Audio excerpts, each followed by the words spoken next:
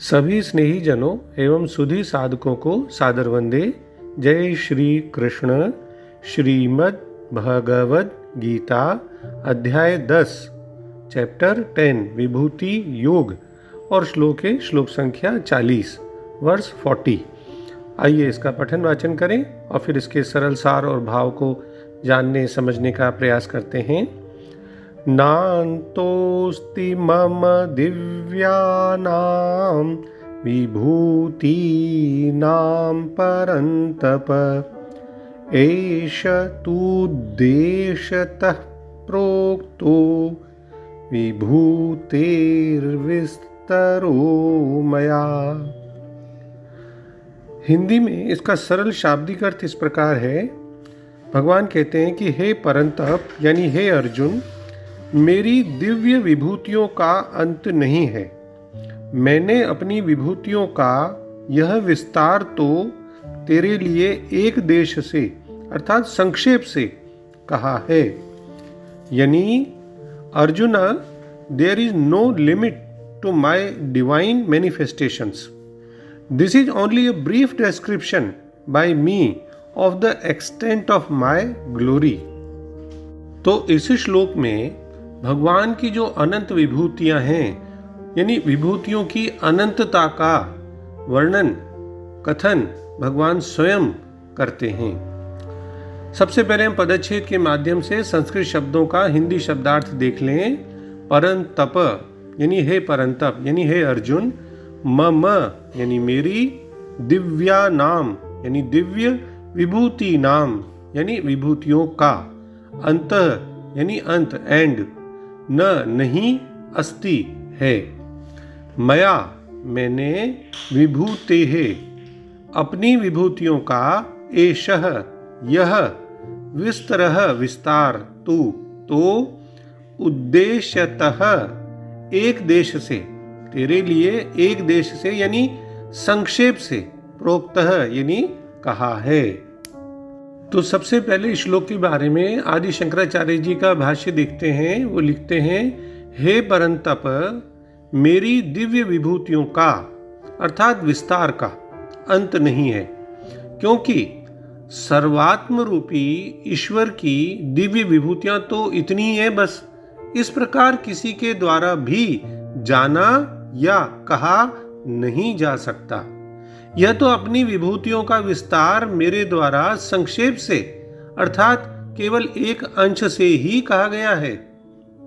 भगवान ने अपनी विभूतियों का वर्णन प्रारंभ करने से पहले ही अर्जुन से इसी अध्याय के 19वें श्लोक में कह दिया था कि हे कुरुश्रेष्ठ, अब मैं जो मेरी दिव्य विभूतियां हैं उनको तेरे लिए प्रधानता से कहूंगा, क्योंकि मेरे विस्तार का तो अंत नहीं है। फिर भी शिष्य के लिए और मित्र के लिए केवल स्नेहवश भगवान श्री कृष्ण ने इस बात को कहने का जिम्मा अपने हाथों में लिया और उन्होंने जो मुख्य मुख्य विभूतियां हैं उनकी उसको बताया।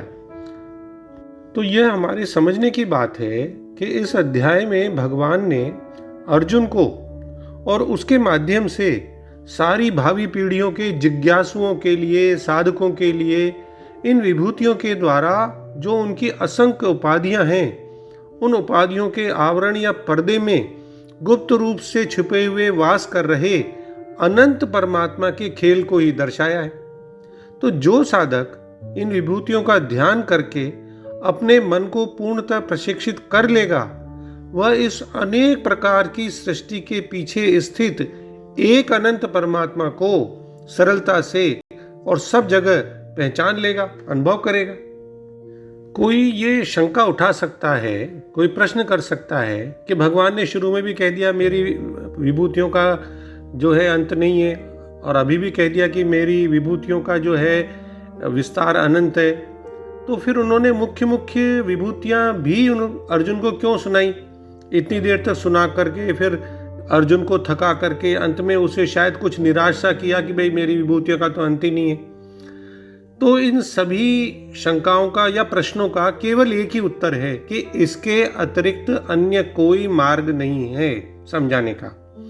भगवान यहाँ अर्जुन को इस दिखाई देने वाले संसार दृश्य के द्वारा एक अदृश्य का दर्शन करने की कला को सिखाने के लिए अपनी कुछ मुख्य मुख्य विशेष विभूतियों का वर्णन करते हैं। यानी उन्होंने कुछ विशेष उदाहरण ही चुनकर दिए हैं और कहा है कि मैंने अपनी विभूतियों का विस्तार संक्षेप से कहा है। यह उनकी अनंत विभूतियां जो है उसका संकेत मात्र है। हम ध्यान दें कि भगवान कहते हैं मम दिव्या नाम विभूति नाम। दिव्य शब्द, ये दिव्य शब्द अलौकिकता, विलक्षणता, विशेषता का द्योतक है। यानी साधक का मन जहां जाए वहां भगवान का चिंतन करे तो वो दिव्य भाव से उसके मन में वो दिव्य भाव आएगा, क्योंकि वो भगवत स्वरूप का चिंतन हो जाएगा। भगवान की जितनी भी विभूतियां तत्व से सभी दिव्य हैं। साधक के सामने विभूतियों की दिव्यता लेकिन कब प्रकट होगी? जब उसका उद्देश्य केवल भगवत प्राप्ति का ही होगा और भगवत तत्व को जानने के लिए उन विभूतियों में केवल भगवान का ही चिंतन करेगा। भगवान ने तो सही कहा है, न अंत अस्ति, यानी भगवान की दिव्य विभूतियों का अंत नहीं है। क्यों? क्योंकि भगवान तो अनंत है, तो उनकी विभूतियां, गुण, लीलाएं, विभूतियां भी सब अनंत है।